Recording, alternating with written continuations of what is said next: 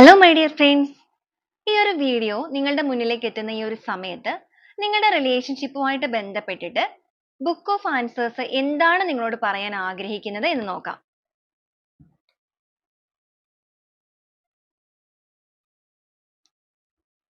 നമുക്കിവിടെ വന്നിരിക്കുന്നത് adopt and adventurous attitude ആണ്. നിങ്ങളൊരു സാഹസികപരമായിട്ടുള്ള മനോഭാവം സ്വീകരിക്കുക എന്നുള്ളതാണ്. നിങ്ങളുടെ റിലേഷൻഷിപ്പിന്റെ കാര്യത്തിൽ നിങ്ങൾ ഇപ്പോഴും നിങ്ങളുടെ ഒരു പേഴ്സന്റെ പുറകെയൊക്കെ പോകുന്ന ഒരു വ്യക്തികളാണോ? നിങ്ങൾ അവരെ ചേസ് ചെയ്ത് പോയിക്കൊണ്ടിരിക്കുന്ന ഒരു സമയമാണോ? അങ്ങനെയാണെന്നുണ്ടെങ്കിൽ നിങ്ങൾ അതിൽ നിന്നൊന്ന് മാറ്റി ചിന്തിക്കുക. നിങ്ങളുടേതായ ഒരു സെൽഫ് ലവിലേക്ക് നിങ്ങൾ വരിക.